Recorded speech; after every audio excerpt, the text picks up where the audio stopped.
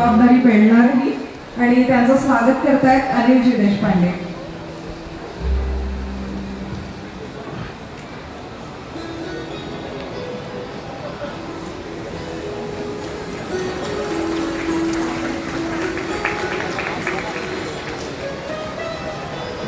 अरे किशोरदा और लता दीदी इधर देखो.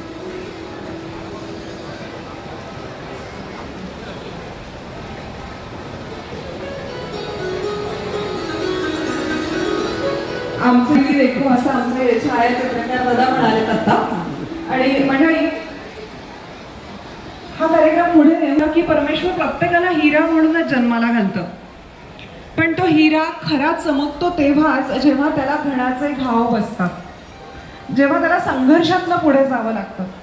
कुठलीही गोष्ट मोठी करताना आणि त्याचा कारवा बनवताना मोठा संघर्ष पेलरात पडत जातं आणि मग यशाचा डोंगर सर करता येतो.